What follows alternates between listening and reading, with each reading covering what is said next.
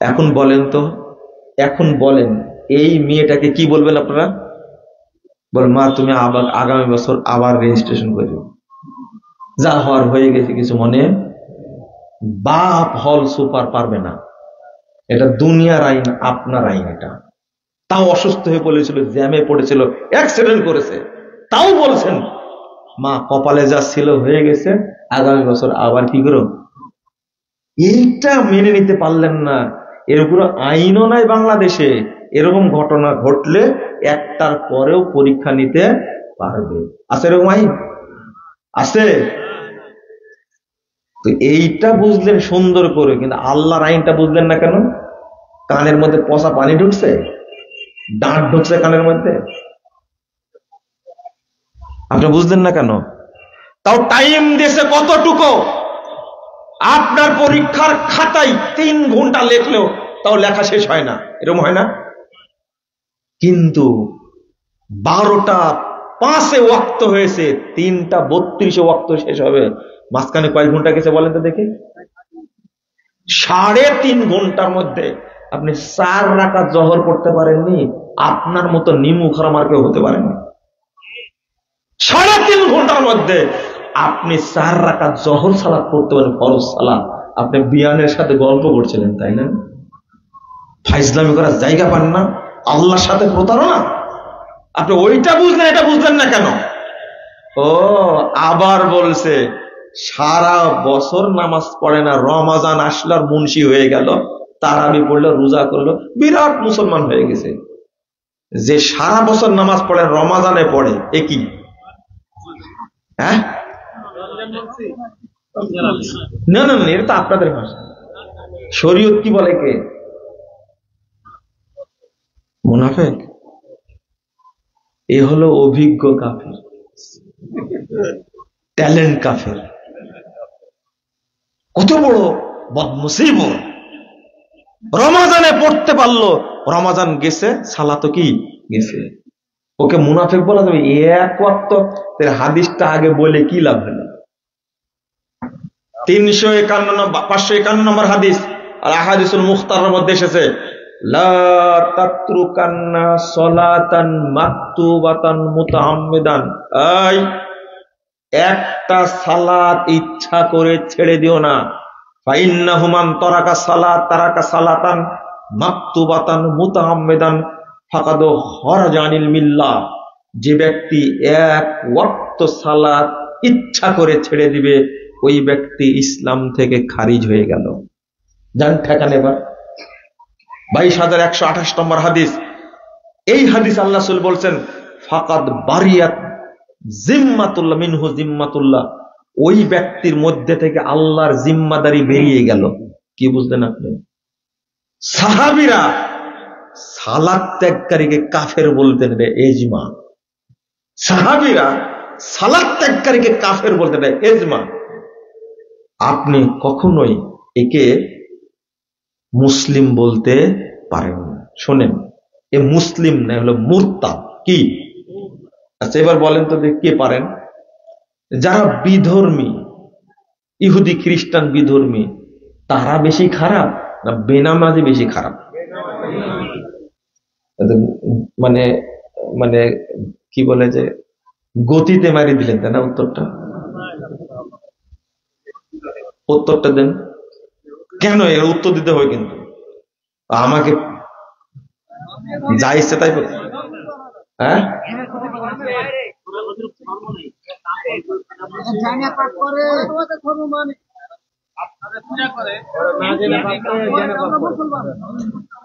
তাহলে আপনারা নাকি আমার বক্তব্য শুনেন, শুনেন না তো? এই উত্তরটা কারোই হয়নি। দেন তো উত্তর, দেন তাড়াতাড়ি। হ্যাঁ, সবচেয়ে খারাপ, তাই না? লেন এবার। মনে মতো ইহুদিরা বেশি খারাপ, বেনামাজি ছাড়া বেশি খারাপ কারা? ইহুদিরা। উত্তর দেন। যদি বলেন যে জানি না, তাহলে উত্তর দেব। হ্যাঁ, কে বললো জানি না? বলেনি এখনো কেউ, তাই না? বলেছে? কে বলেছেন? হাত তুলেন তো দেখি। সমস্যা নাই, হাত তুলেন। জানি না কে বললেন এটা? বলেননি, বলেনি, কেউ বলেননি। হ্যাঁ, কি বললেন আপনি? বলেছেন আপনি? বলেছেন জানি না।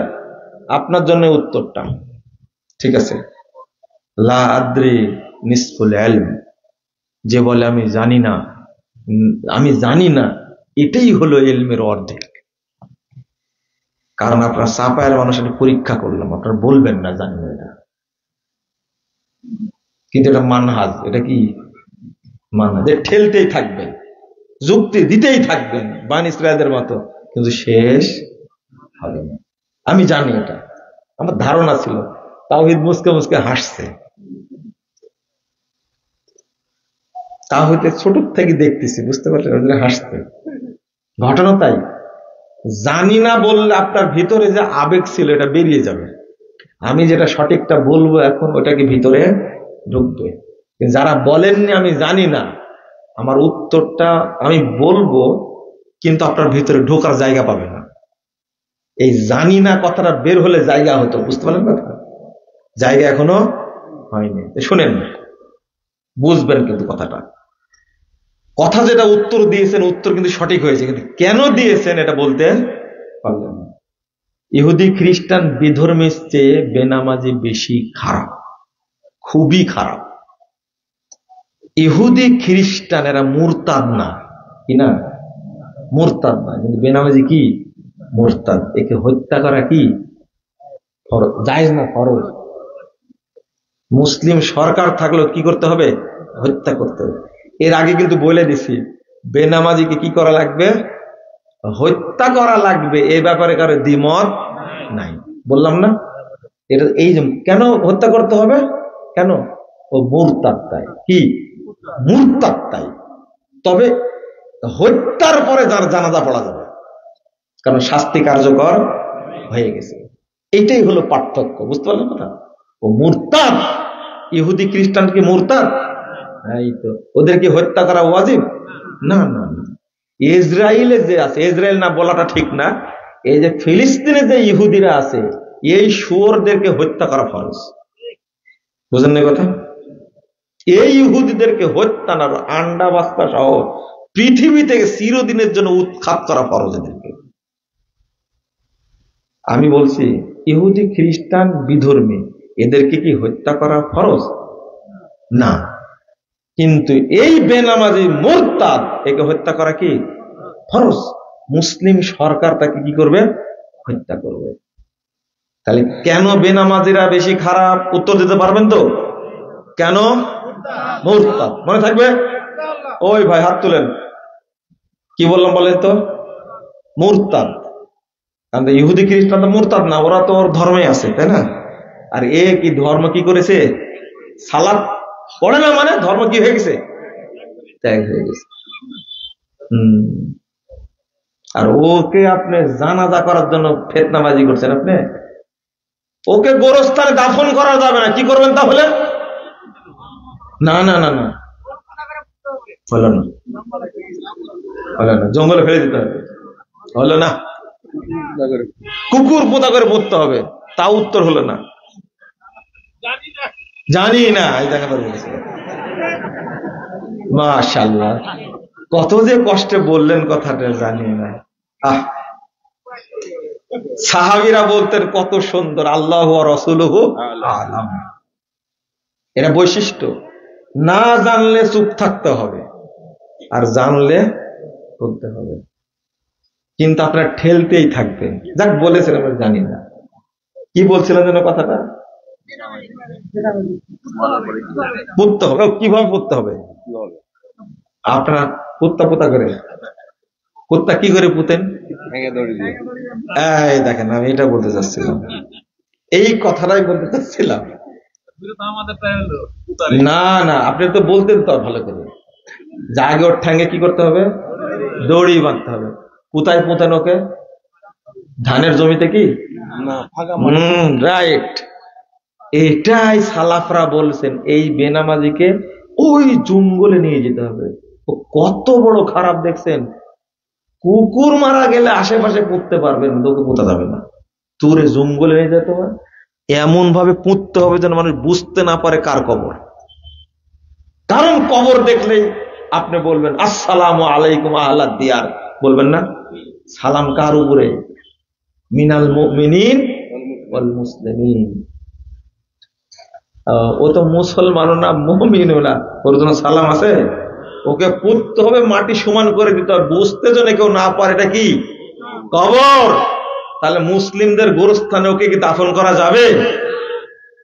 এখন আপনি একটা প্রশ্ন করবেন, যারা গোরস্থানে জমি দিছে এরাই তো বেনামাজি। বুঝেননি কথা? এটা তো বলবেন আপনি। তাতে কি হয়েছে? আপনি আপনার ছেলেকে বলে যাবেন, শোন, ওই গোরস্থানে আমাকে দাফন করার দরকার নাই, আমি মুসলিম, আমাকে ওখানে দাফন করবি, 2 দিন পরে একজন মারা যাবে, শুয়োর বেনামাজি মারা যাবে, ওখানে যে দাফন করবে, এর সাথে আমি থাকতে পারবো না। তুই বাড়ির কান্ঠা থেকে জায়গা আছে, ওখানে মাটি দিস।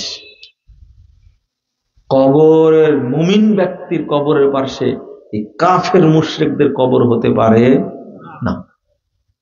আমি তো দোয়া পড়বো ওখানে গিয়ে, আপনি গিয়ে দোয়া পড়বেন আসসালামু আলাইকুম আহলাদ দিয়ারে মিনাল মুমিনিন ওয়াল মুসলিমিন নাসাল্লাহু লানা ওয়া লাকুম আল আফিয়া। কত সুন্দর দোয়া পড়লেন, এই কাফেরের জন্য। কার জন্য? মুমিন মুসলিমের জন্য এই দোয়া। আপনি একজন বেনামাজিকে মুসলিমদের গোরস্থানে দাফন করবেন কেন? না পারলে একটা কাজ করবেন, বেনামাজিদের গোরস্থান একটা সাইনবোর্ড দিয়ে দিবেন। কাদের গোরস্থান? বেনামাজিদের গোরস্থান। কালকে করে নেবেন এটা, আর নামাজিদের গোরস্থান করে নেবেন এটা। ফাইজলামি পেয়েছেন একটা, শরীয়ত এটা। আরে নামাজ পড়াই লাগবে, নামাজ পড়াই লাগবে, পড়াই লাগবে। আপনি বুঝেন বিষয়টা এত জটিল, সালাত পড়তেই হবে আপনাকে। আর আপনি এত অবহেলা করছেন, অবহেলা করা যাবে না। 1 2 নম্বর হলো, অনেক কথা বলে ফেলেছি তাই না? 1 ঘন্টা কয় মিনিট হয়েছে কেবলে, শোনেন। 2 নম্বর বিষয় হলো, বলেন জোহরের সালাত কয়টায় পড়েছেন আজকে? 1:10। 12:50, 11:30, 1:15। মাশাআল্লাহ। এদিকে শুনেন, টাইম হলো 12:10 নাকি 12:05? 1:00 পড়লেন কেন? এটা কাট টাইমে পড়লেন। এদিকে তাকান, নিজেরা পাকামো করেন না, এদিকে তাকান। কাট টাইমে পড়লেন, মাতব্বরের টাইম। মাশাআল্লাহ, উত্তর একবার পারফেক্ট হয়েছে। আপনাকে খুঁজছে বাংলাদেশ, মাতব্বররাই করছে তাই না? মাতব্বররা যদি ভাগ নিতে পারেন কিয়ামতের মাঠে, নিয়েন, অবশ্যই আপনাকে জবাব দেওয়া লাগবে। আপনি মাতব্বরি করেন শুক্রবারে গিয়ে, বাকি দিনে মসজিদে খোঁজ নেন আপনি? আপনার খবর আছে? 12:05 ওয়াক্ত হয়েছে, আজান 12:05 হবে, 20 থেকে 25 মিনিটের মধ্যে জামাত হবে, চালু করে দেন। আপনি কার ওয়াক্তে পড়লেন?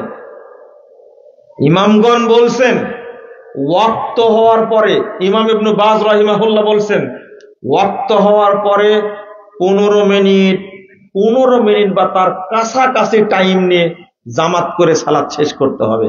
আর আপনি 12:05 ওয়াক্ত হয়েছে, সালাত পড়ছেন 1:15। 1 ঘন্টা কয় মিনিট পরে? 1 ঘন্টা 10 মিনিট। 1:30তেও পড়ছেন তাই না? ওহো, কে শিখালো? আজকে ওইটা মাইনের নামার কথা, একটা কথা মেনে নেন। 1 নম্বর, কোরআন হাদিস দিয়ে অনুবাদ করেছে, অন্য বক্তব্য শুনে নেন, ছোট ছোট করে বলছি। আউয়াল ওয়াক্তে যে ব্যক্তি সালাত পড়বে, আউয়াল ওয়াক্তে যে ব্যক্তি সালাত পড়বে, আল্লাহ তাকে জান্নাতুল ফেরদাউসের জায়গা করে দিবেন। এটা আল্লাহ ওয়াদা করেছেন। কি করেছেন? ওয়াদা করেছেন।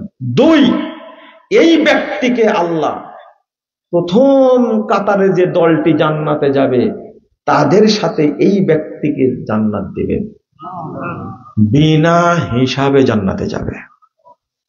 বুঝেননি কথা? কেন মাতব্বর সাহেব, সভাপতি সাহেব, আপনার এত দাপট কেন? সালাত পড়েন মুসল্লিরা, এই দায়িত্ব আপনি নিলেন কেন? একজন বলছে মানুষ মাঠে গেছে আর 12টা 5 আজান দিবে, মানুষ মাঠ থেকে সালাত আদায় করবে। আমি বলবো সালাতের জন্য মাঠ না, মাঠের জন্য সালাত। এক ব্যাংকার বলছে আপনি যে কি বক্তব্য দেন, অফিস শুরু হয় 10টায়, 12টা 5 নামাজ পড়লে কাজ হয়? কাজের জন্য অফিস না অফিসের জন্য কাজ?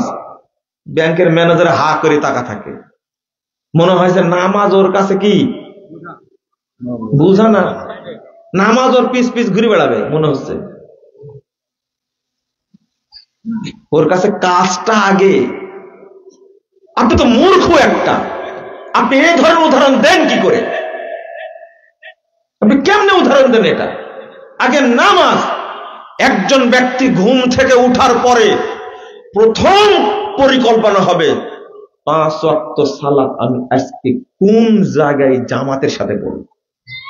প্রথম পরিকল্পনা এটা। আপনার কিসের অফিস, কিসের কাজ? আর একদিন কাজ না করলে আপনি কি ইসলাম থেকে বেরিয়ে যাবেন? বুঝেন না মনে কথা?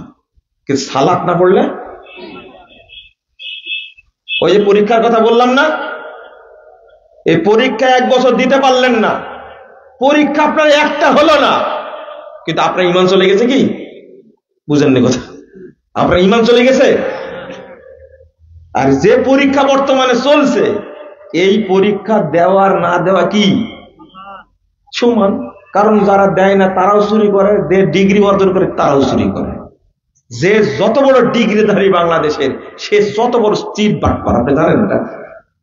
তত বড় দুর্নীতিবাদ বাংলাদেশে। তো এই পরীক্ষা দেওয়ার সাথে সালাতের কি সম্পর্ক? বুঝতে বললেন কথা? তুমি ঢাকা বিশ্ববিদ্যালয়ে অনার্স মাস্টার্স করছে, কত গর্বের সাথে বলছে কত বাংলাদেশ সবচেয়ে বড় চোর। এই শিক্ষার দাম আছে? আমি যেটা বলতে চাচ্ছিলাম, আপনার কি মাথায় ঢুকছে? আপনি কেন অজুহাত দিচ্ছেন যে মাঠ থেকে মানুষ এই সালাত পড়বে? আর মানুষ বুঝবে, আগে থেকে বুঝবে 12টা 5 কি আপনার 10টায় অফিস করতে হবে। কে বলেছে আপনাকে? আপনি অফিস চেঞ্জ করেন না? রমাদানে যখন সময় আসে অফিস কয়টা থেকে করে? 9টা থেকে অফিস করেন। সারা বছর করলে কি সমস্যা আপনার? আপনি রমাদানের স্বার্থে করতে পারেন, 5 ওয়াক্ত সালাতের স্বার্থে করতে পারেন না। সব রমাদান মুন্সি, শুধু রমজান নামাজ পড়ে, বাকি বছরে কি পড়বেন না। কেউ শুধু জুমা পড়ে, বাকি সপ্তাহে পড়ে না। এর বোকা কাফেরেরা। লা হাওলা ওয়ালা কুওয়াতা ইল্লা বিল্লাহ। আগে সালাত। আপনি পড়লেন 1টায়, উত্তর দেন এবার আপনার ওয়াইফ পড়েছে কয়টায়? 2:30টায়। মাশাআল্লাহ, 2:30টায়। দেখছেন? আপনারা কি এটা জানেন যে সালাত দেরি করা পড়া একটা মুনাফিকের আলামত? হ্যাঁ, আপনার না জামাত শর্ত, আপনার না মসজিদ শর্ত, আপনাকে না আজান দিতে হয়, কিন্তু আপনার ওয়াইফকে, ওর কি জামাত শর্ত, মসজিদ শর্ত, আজান শর্ত? আপনার ওই 2:30টায় পড়ে কেন? আপনার ওয়াইফ সালাত পড়ে 2:30টায় পড়লো কেন?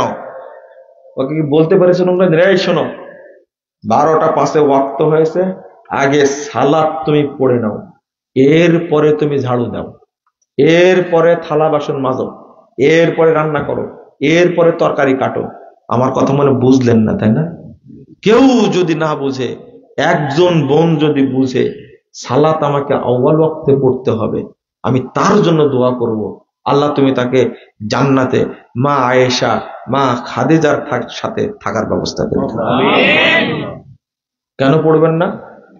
আপনার এত ব্যস্ততা, 2:30টার দিকে পড়তে হবে মানে? বলেন। আমি ওই মা বোনকে বলছি, আপনার স্বামীর কবরে কি আপনি যাবেন নাকি? না, আপনার কবর আপনার স্বামী যাবে? স্বামীর ঘরে খাটতে যে আপনি মুনাফিক হচ্ছেন কেন? বুঝেননি কথা? 6টা আলামত আছে মুসল্লি মুনাফিকের। মুসল্লি কিন্তু মুনাফিকের কয়টা আলামত? 6টা। তার মধ্যে একটা তাখিরুস সালাত, সালাতকে যে 2 নম্বর হলো যে সালাত মসজিদে পড়ে না সে কি? জামাতে পড়ে না সে কি? মুনাফিক। 3 নম্বর, যে ব্যক্তি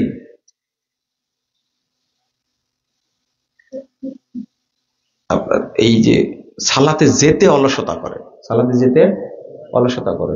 4 নম্বর, যে মানুষকে দেখানোর জন্য পড়ে। 5 নম্বর, যে খুব ঝটপট আল্লাহকে সময় দেয় না, খুব ঝটপট সালাত করে দৌড় দেয়। 6 নম্বরটা হলো যে রুকু এবং সেজদা কাকের মতো ঠোকায় আর মোরগের মতো ঠোকায়। এই অভ্যাসগুলো তো আমাদের মধ্যে নাই, তাই না?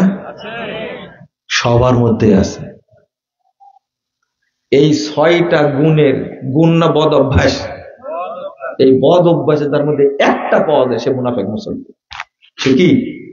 মুনাফিক মুসল্লি। ও, ইচ্ছা করেন আগামীকালকে মসজিদ সভাপতি সেক্রেটারির সাথে বসবো, সালাত পড়বো, আমরা টাইম দিয়ে দেন, আমরা আসর পড়তে পারি সঠিক টাইমে, ফজর পড়তে পারি সঠিক টাইমে, আমরা কেন জহর সঠিক টাইমে পড়তে পারবো না? বলতে পারবেন না? এটা কেন বলবেন না? বলেন, হাজী সাহেব আপনার উপরে আমার খুব রাগ, আপনি হারামে গেলেন, সালাত পড়ে আসলেন, জহর কয়টায় পড়ে আসলেন? 2:30টায়, 12:15 পড়ে আসছেন। আজান দেওয়ার কতক্ষণ পরে জামাত হয়? 15 থেকে 12 মিনিট পরে সালাত হয়। আপনি কি শিখে আসলেন? শুধু জমজমের পানি আর খেজুর খায় পেট ভর্তি করে আসলেন, তাই না? কিছু নিয়ে আসেন ওখান থেকে? তসবিহ নিয়ে আসছেন তো, হস্ত রেখে আসছেন। আলহাজ নিয়ে আসছে, হ্যাঁ, আর আলহাজ নিয়ে আসছে। ও হাজী সাহেব ভুল হচ্ছে, আপনার ভুল হচ্ছে, হাজী সাহেব ভুল হচ্ছে। আপনি এসে বলবেন ইমাম সাহেব কি, ইমাম সাহেব শোনেন ঘটনা কি বলেন তো, আমরা এখানে 1:30টায় সালাত পড়ি, কিন্তু মক্কায় আজান দিলেও দেখলাম 11:55 আজান দেয়, 12:05 সালাত মারি দিল। ঘটনা কি বলেন? বলেছেন কোনদিন? আর গপ্প মারাচ্ছেন, এই দেখলাম ওই দেখলাম এই দেখলাম, এগুলো গপ্প শুনবে মানুষ? আপনি বলবেন এসে, একজন হাজীকে জিজ্ঞেস করতে, মুনাজাতি হাজী, কি হাজী? মুনাজাতি হাজী জিজ্ঞেস করছে, হাজী সাহেব মুনাজাত দেখলেন? মুনাজাতে হাজী কি উত্তর দিতে জানেন? বাবা ওরা খুব ব্যস্ত, সালাম ফিরায়া ইমাম দৌড় দেয়, ওর মুনাজাত কখন করলো? মানে ও স্বীকার করবে না যে মুনাজাত নাই। এ লোকের নাম রাখছে কি জানেন? মুনাজাতি হাজী। ও মুনাজাত নিয়ে আসতে গেছিল, দেখতে গেছিল মুনাজাত করে কিনা, ওর উত্তর নাই তো। আসলে কাবার ইমামকে সেই ইমামই মনে করে না, ও মনে করে কি জানেন? কাবার ইমামকে মনে করে যে আমার দেশে যে বুগদাদি কায়দা পড়া 46 বছরের ইমাম আছে, এটাই হলো পৃথিবীর শ্রেষ্ঠ ইমাম। কাবার ইমাম কি জানে? ইমাম যেমন জাহেল, মুক্তাদি তেমন কি জাহেল বানাইছে। আপনি এইগুলো বলেন কি করে? আপনি সেখানকার অবস্থানটা বলেন, ইবাদতের অবস্থানটা বলেন, তা বলবেন হারামে দেখছি সবাই বসে আছে, সব সালাতের পরে পুরো মসজিদে বসে সবাই তেলাওয়াত করছে। আপনি এই কথা কোনদিন বলেছেন? কোনদিন বলবে না হাজী। হাজী বলবে দেখতে গেছিলাম কাবা জাদুঘর, সেই কাবার কত যুগ আগের সেই কি বলে যে হাজরে আসওয়াদের পাথরের যে খাপটা রেখে দিয়েছে, অমুক অমুক তমুক এটা সেটা গল্প করছে, কিন্তু ইবাদতের কোনো গল্প করবে না হাজী সাহেব। হজ করতে গেছিল মনে করছেন আপনি? টাকাই হারাম, হজ তো রেখে গেছে বাংলাদেশে। সবার কথা বলছেন, আমাকে মাফ করে দিবেন, আমাকে মাফ করে দিবেন। আমার কথা একটু বুঝেন। সালাতের টাইম চেঞ্জ করতে হলে কিছু সাহসী মুসল্লি লাগবে। কি লাগবে? সাহসী মুসল্লি। আপনারা পারবেন? শোনেন, যে কোনো সুন্নাহ প্রতিষ্ঠা করতে হলে আপনাকে ঝুঁকি নিতেই হবে, ঝুঁকি নিতেই হবে। কোন সুন্নাহ আপনি ঝুঁকি ছাড়া প্রতিষ্ঠা করতে পারবেন না। আপনার একটা মাদ্রাসার নাম শুনছেন, দারুল হুদা, শুনছেন তাই না? গেছেন তো মনে হয়, তাই না? ওখানে আজকে 12:04 আজান হয়েছে জহরে। কথা বুঝতে পারলেন? সারা বছর আজান হয় সাহারি। কিসের আজান? সাহারি। সাহারির আজান। তো আমাদের ওখান থেকে থানাটা হলো 8 কিলোমিটার দূরে, 8-9 কিলোমিটার দূরে হবে থানা। তো ওসি সাহেব একদিন বলছে যে আচ্ছা আপনারা নাকি মানে রাত অর্ধেক হলে আজান দেন। আমি বললাম যে আপনার কোনো সমস্যা? না, আমার সমস্যা না, মানুষ এসে বলে তাই। তো যাদের সমস্যা তারা তো বলে না, আমার এলাকার মানুষ তো বলে না। আপনার কি সমস্যা? আপনি কি বুঝতে পারলেন কথা? সমস্যা এলাকার মানুষ না, সমস্যা কোথাকার? 8 কিলোমিটার দূরে। 8 কিলোমিটার দূরে, ওখানে আজানের শব্দ যায়। এলাকার মানুষের কোনো সমস্যা নেই, আশেপাশে গ্রামের কোনো সমস্যা নাই। সমস্যা কার? ওসির। সমস্যা কার? আপনার কোনো সমস্যা? না, আমার কোনো সমস্যা নাই। আপনার এলাকার মানুষ বলে যে আমাদের এখানে আজান হয়। কিসের আজান? তাহাজ্জুদের আজান। কই চলছে, কারো তো সাহস হয়নি এসে বলা যায় মহসিন সাহেব আপনি আজান দেন কেন এখানে রাত্রিতে? কেউ তো বলে না। এলাকার মানুষ মেনে নিয়েছে, এটা সুন্নাত পালন করছে। বাহিরের এলাকার লোকের লাফায় কোনো লাভ আছে? কিন্তু এই সাহসটা একজনকে কি নিতে হয়েছে। সাহারির আজান সুন্নাত, দিতে হবে। বুঝেননি কথা? দিতে হবে। দাও, এই তুমি কালকে থেকে আজান দেবে। ফজরের আজানের 1.5 ঘন্টা আগে আজান দিয়ে দিবে। বুঝেননি কথা? চলছে, একদিনও বন্ধ হয়নি, আলহামদুলিল্লাহ, একদিনও বন্ধ হয়নি। করেন তো দেখি পারেন কিনা। এত বুদ্ধিমান লোক থাকলে হয়? সাহসী লোক থাকা লাগে। কি লাগবে? সাহসী লোক। আজান দিয়ে আপনি একবার শুরু করতে পারলে, সুন্নাহটা চালু হলে আউয়াল ওয়াক্তে সালাত যদি এলাকার মানুষ পড়ে, যা নেকি হবে সম্পূর্ণ নেকি, সমপরিমাণ নেকি আল্লাহ আপনার আমল নামে দিবেন। এটা হলো ফজিলত। এটা সুন্নাত প্রতিষ্ঠা করার ফজিলত। ওই মেও মেও করা লোক যেতে মেনে লোক থাকলে কোনদিন জোরে আমিন বলার সুন্নাত চালু, কুরবানি করার সুন্নাত চালু হতো না এই উপমহাদেশে। কুরবানির ঈদকে কি ঈদ বলেন বলেন তো দেখি? বকরা ঈদ কেন বলেন? হুজুর গরু খাও, ইতিহাস জানো না। বকরা ঈদ কেন? বকরা ঈদ কেন? বকরি ঈদ, তাই না? বকরি ঈদ কেন? এই উপমহাদেশে কখনো গরু জবাই হতো না, এই বকরি জবাই হতো। এই জন্য নাম কি? বকরি ঈদ। এখন কিন্তু এখনকার বাচ্চা কাচ্চা জানবে না এটা। এই বকরি ঈদ চালু ছিল। একজন ইমাম আব্দুল ওহাব মুলতানি রাহিমাহুল্লাহ, কত বড় সাহসী ব্যক্তি। গরু কুরবানি জায়েজ, গরু কুরবানি শরীয়ত, মারি দিছে, কুরবানি করে দিছে। অভিযোগ দিয়ে দিল রাজ্য সরকারের কাছে যে এক মৌলবী গোমাতা কি মাকে কি করেছে? গরু জবাই করে দিয়েছে। গরু জবাই করে ফেলেছে। রাজ্য সভায় মিটিং এ সংসদে পাশ হয়ে গেলে কি জানেন? অভিযোগ দিলে গ্রেফতার করার জন্য। কিন্তু আমাদের ইচ্ছা ছিল যে এই মাটিতে যেন গরু জবাই না হয়। যেহেতু জবাই হয়ে গেছে, নিষিদ্ধ করে আর লাভ। এই যে শুরু হলো গরু জবাই করা, এখনো চলছে। বলেন আলহামদুলিল্লাহ। এই ইতিহাস জেনে যারা মাঝহাব করে, আহলাদিদের উপর আক্রমণ করে, তাদের উচিত গরু কুরবানি না করা। কারণ এই সুন্নাত চালু করতে কারা? আহলে হাদিসরা। এই সুন্নাত চালু করতে কারা? আহলে হাদিসরা। চিন্তা করেন, আগে ছিল বকরি ঈদ, কারণ বকরি জবাই করা হতো, গরু জবাই কি ছিল? নিষিদ্ধ ছিল, নিষিদ্ধ ছিল। একজন সাহস নিয়েছে আমি জবাই করব, গরু কুরবানি করব, চালু হয়ে গেছে গোটা উপমহাদেশ। আলহামদুলিল্লাহ, এইভাবে চালু হয়। আপনি কি মনে করেন আমিন জোরে বললে গ্রেফতার হতে হতো, ফাঁসিতে ঝুলতে হয়েছে, বছরের পর বছর জেলখানায় পচতে হয়েছে, জেলখানায় মারা গেছে, রফল আদান করার কারণে জেলখানায় বন্দি থেকে মরতে হয়েছে, কিন্তু তারা কখনো আপোষ করেনি। ওই জন্য সুন্নাত চালুর যদি ইচ্ছা থাকে, এরকম সাহস নিতে হবে। সরকারের ভয়ে যদি আহলে হাদিসরা 3 মিনিট দেরি করে আজান দিত, তাহলে এই ভুলটা বাংলাদেশের মানুষ বুঝতো না। ওই জায়গায় আপোষ আহলে হাদিসরা করবে না। কত মসজিদ ভেঙে দিয়েছে, কত ইমাম গ্রেফতার হয়েছে, কত ইমামকে ধরে নিয়ে যা টর্চার করেছে, এই শুধু 3 মিনিটের কারণে। 5 মিনিটের কারণে, 3 মিনিটের কারণে। আহলে হাদিসরা ধৈর্য ধারণ করে দাওয়াতি কাজ করে, আল্লাহর কাছে দোয়া করে, আল্লাহ যেন কি করে দেন, সংশোধন করে দেন। আজকে ব্রাহ্মণবাড়িয়ার মসজিদটা যেভাবে ভাঙছে দেখেন না আপনারা, আপনারা দেখেছেন, কিন্তু ওই বক্তাকে তো নিয়ে এসে ওয়াজ শোনেন না। লজ্জা কোথায়, পিছনে না সামনে? আস্তাগফিরুল্লাহ, আস্তাগফিরুল্লাহ, নাউযুবিল্লাহ। যারা মসজিদ ভাঙে তারা কি মুসলিম?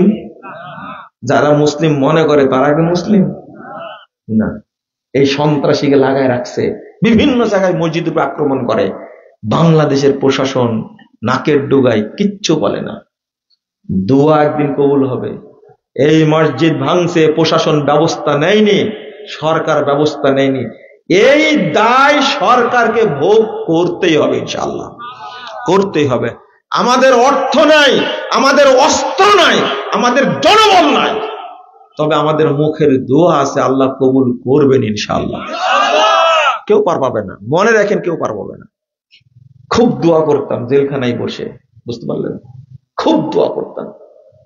মাজলুম আলেমরা জেলখানায় আছে, আমরা সব আলেমকে আলেম মনে করি, বুঝতে পারলেন? কিন্তু যারা এই যে বেদাতি, তারা আহলে হাদিসদেরকে আলেম মানা তো দূরের কথা, ওরা মুসলিমই মনে করে না। এত বড় বেয়াদবের বেয়াদব এই মোল্লারা মনে করে, বলে আহলে হাদিসরা ইহুদিদের দালার, আহলে হাদিসরা হলো জারদ সন্তান। নাউযুবিল্লাহ। এই বেকুব, জারদ সন্তান কার? এই জটিল ব্যাপার তো, কেমনে বললো বলেন? তুমি যে একটা মহিলাকে ধর্ষণ করলে 1 ঘন্টা করে, আর একটা বিয়ে দিল, সাথে সাথে নিয়ে এলো, তোমার ধর্ষণে যে বাচ্চাটা হলো কার? ওই বেকুব, জারুর সন্তান কাকে বলে? হিল্লা কি জায়েজ না হারাম? আর তার একটু গাজীপুরে একটা মহিলাকে ধর্ষণ করলো একজন ইমাম, দেখেননি আপনারা? গাজীপুর ধর্ষণ করলো 1 ঘন্টা করে, আবার ওই লোকটা বিয়ে করলো। এই বেকুব, ওই মহিলার পেটে বাচ্চা হলে এই বাচ্চাটা কি হবে? হিল্লা প্রথা যাদের মধ্যে চালু আছে, যার সন্তান তাদেরই হয়েছে। তুমি আহলে হাদিসে যার সন্তান বললো, তুমি ভুল করলে। এই মুখে আর আটকাতে পারবে না, এই যে বলে দিছে হিল্লা, আটকাতে পারবা না আর। আহলে হাদিসদেরকে তুমি কেমনে কথাটা বললে? আর এই দেশের হুজুরদের স্বভাব, ভাইরাল হুজুরদের স্বভাব, আহলে হাদিস মসজিদ ভাঙলো, কিন্তু কোন এই তথাকথিত যে আপনাদের দুলাভাই যেগুলো আছে, এর বিরুদ্ধে প্রতিবাদ করেছে কেউ? আরে ভাই, জামাত ইসলামের আমির, শুনেন, প্রথম আলোতে একটা কুত্তার কার্টুন ছাপাইছে ঈদের টাইমে।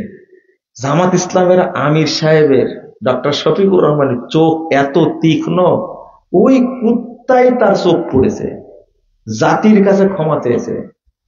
ডক্টর শফিকুর রহমান সাহেব, আহলে হাদিস মসজিদ ভেঙ্গে দিল, আপনি একটা ইসলামী দলের আমির, আপনি কোনো কথা বললেন না কেন? কুত্তার দিকে চোখ পড়লো, আহলে হাদিস মসজিদের চোখ পড়লো না আপনার? মামুনুল হক সাহেব হেফাজতের লোক, এই হেফাজতের মহাসচিবের বাড়ি হলো ব্রাহ্মণবাড়িয়া। মহাসচিব সাহেব, আপনার চোখ যায়নি এখনো? আপনি বিজ্ঞপ্তি দেন বড় বড়, বিশাল বেশি হেফাজতের পক্ষ থেকে এই প্রতিবাদ সেই প্রতিবাদ, না আপনারা ভাঙালেন? আপনি কোথায় যাবেন? মসজিদ ভাঙছে, কথা বলতে, এটা মসজিদ বলতে চায় না এরা। আর বাংলাদেশে ইসলাম প্রতিষ্ঠা করবেন, তাই না? কোন ইসলাম? মন্দির পাহারা দেন আর মসজিদ ভাঙেন। আপনারা মুসলিম? কে বলেছে মুসলিম আপনাদেরকে? হ্যাঁ, লা হাওলা ওয়ালা কুওয়াতা ইল্লা বিল্লাহ। কেন মন্দির পাহারা দেওয়া বদলা দিল না?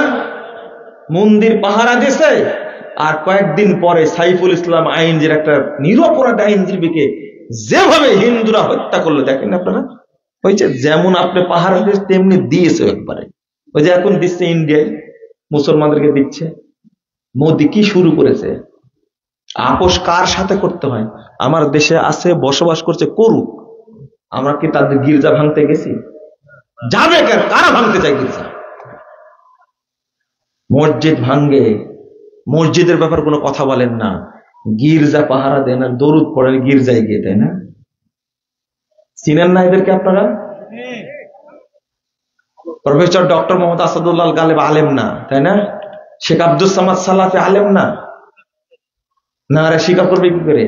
মামুনুল হক সাহেব জেলে গেছেন, মোহাম্মদপুর মসজিদে খুতবা দিয়েছে আলেমদের মর্যাদার উপরে। খুতবা দেওয়ার কারণে আমাকে ডিবি নিয়ে গেছে, এক হোটেলে বসায় আমাকে এত টর্চার করেছে। মামুনুল হক এই ওই এই এটা সেটা বলছে। আমি একটা আলেম, কাজী ইব্রাহিম সাহেব একজন আলেম, আলেমের পক্ষে কথা বলবো, আমি কোন রাজনীতি করি? কি বলেন? কিন্তু ডক্টর গালেবের মতো এত বড় একজন আলেমকে গ্রেফতার করে আব্দুস সামাদ সালাফি চেয়ারে বসে সালাত আদায় করেন সেই সময়। চিনি না আপনাদেরকে? এই থলের বিড়াল সম্পর্কে কেউ জানে না? ইসলামী মূল্যবোধের সরকার নাম দিয়েছিলাম, কে তাকে গ্রেফতার করলো?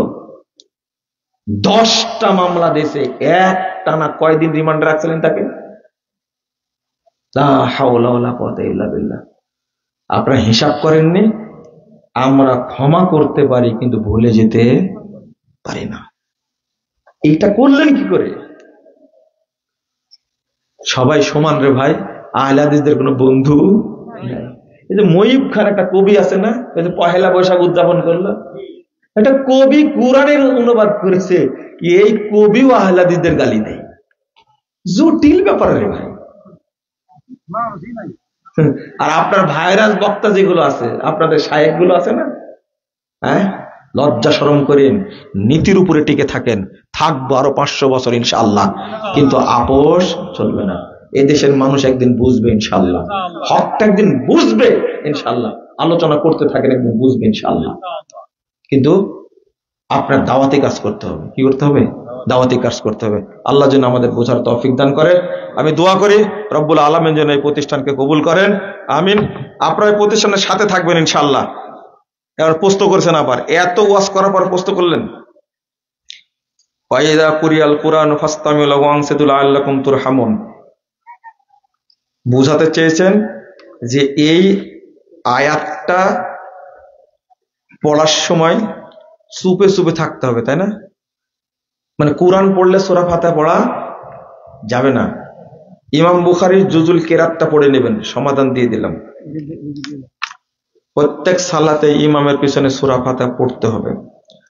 আমরা 8 রাকাত তারাবি যে সমস্ত দলিল দিই, তার মধ্যে সব থেকে শক্তিশালী দলিল হযরত আয়েশা থেকে। কি বলতে চেয়েছেন আপনি? 8 রাকাত এই ব্যাপারেই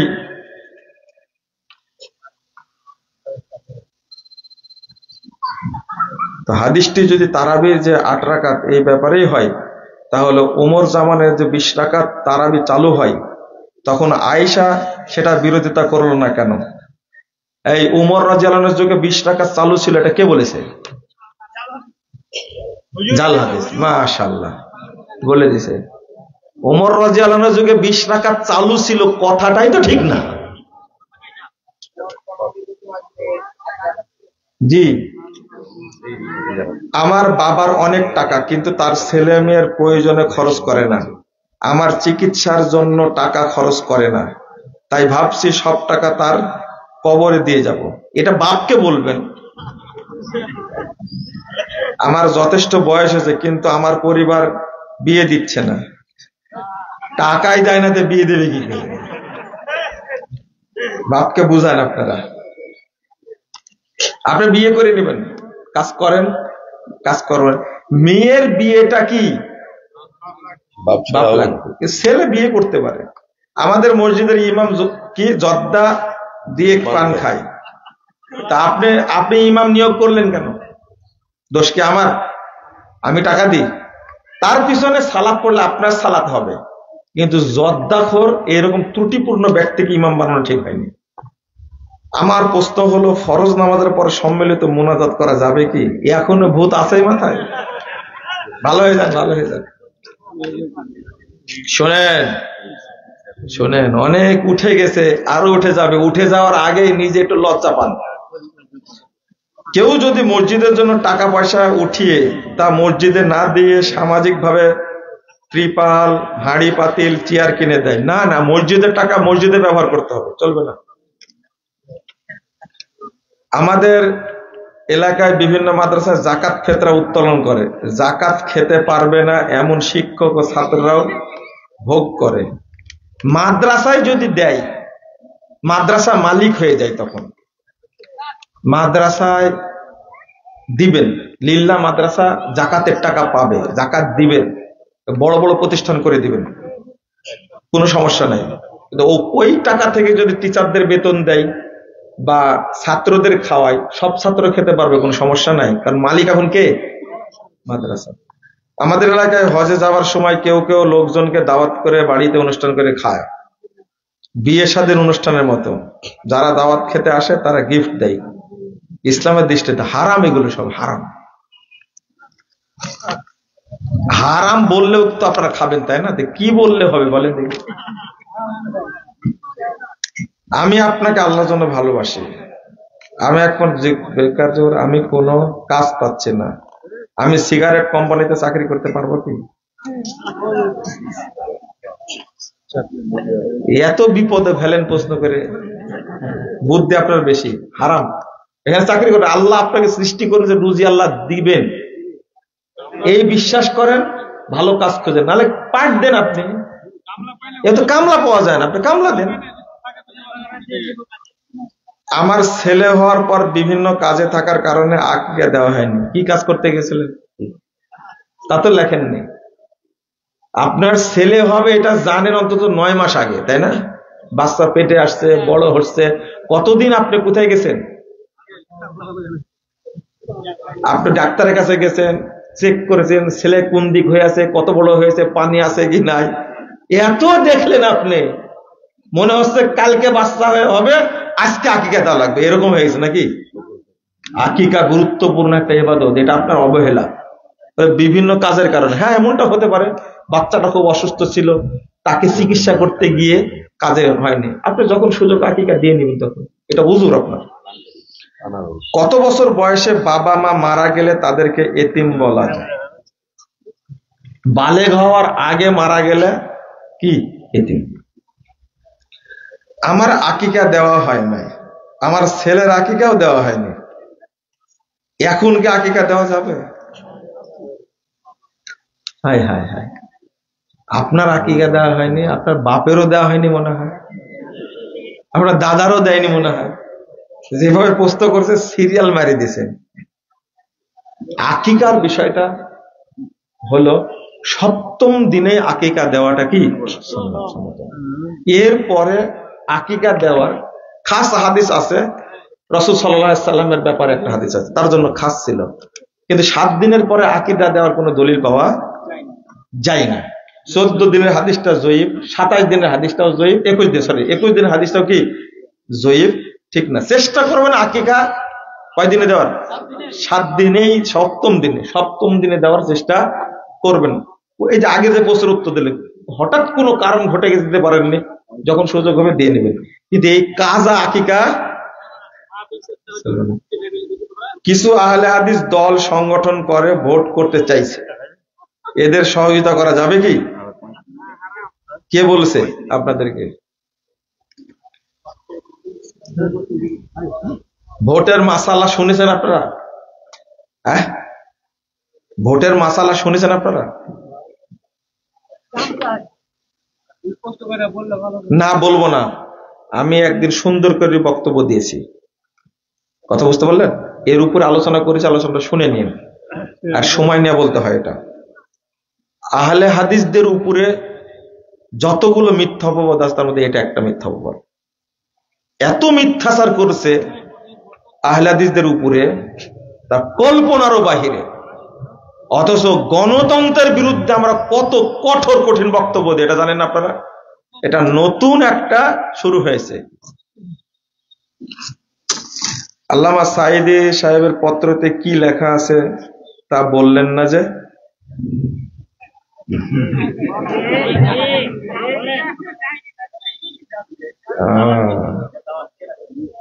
আপনারা তো পত্র দেখছেন, পড়েছেন।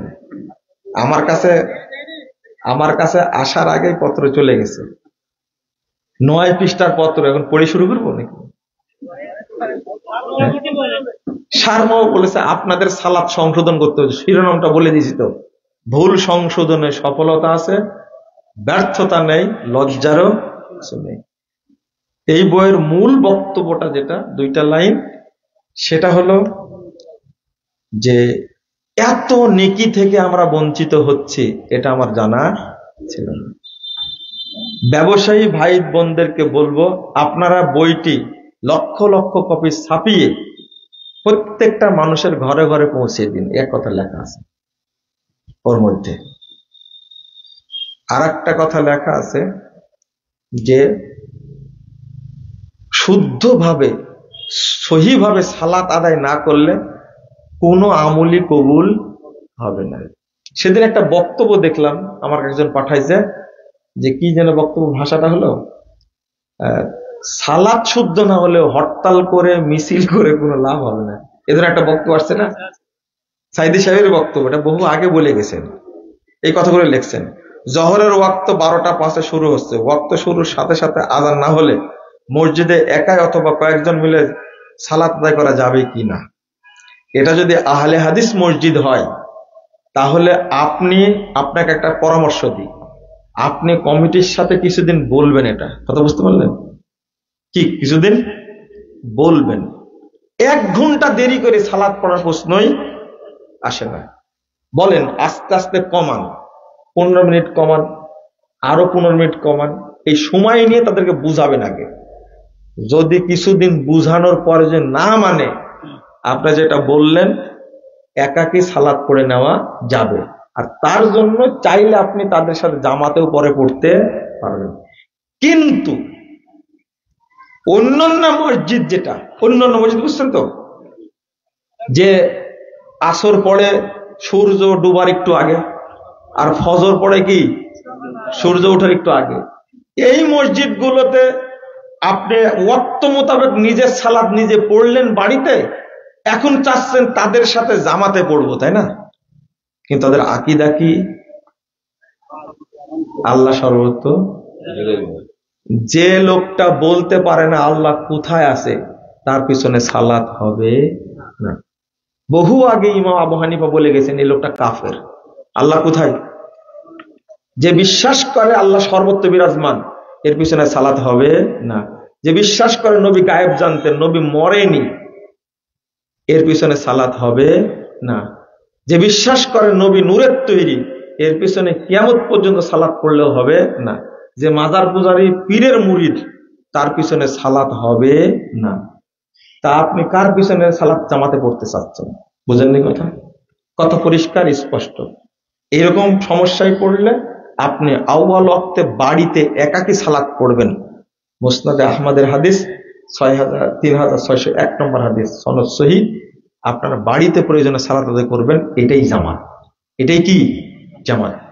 ইবনু মাসউদ রাদিয়াল্লাহু আনহু বলছেন, দেরিতে যারা সালাত পড়ে ওইটা জামাত না। আউয়াল ওয়াক্তে একাকী পড়ছো, এটাই কি? জামাত। পরিষ্কার হয়েছে? তাহলে এরকম অবস্থায় আপনি যদি একাকীও সালাত পড়েন বাড়িতে, তাহলে আপনি জামাতের নেকি পাবেন। জাযাকুমুল্লাহ খাইরান, বারাকাল্লাহু ফিকুম। দোয়া পড়েন, সুবহানাকা আল্লাহুম্মা ওয়া বিহামদিকা আশহাদু আল্লা ইলাহা ইল্লা আনতা আস্তাগফিরুকা ওয়া আতুবু ইলাইকা। আসসালামু আলাইকুম ওয়া রাহমাতুল্লাহ।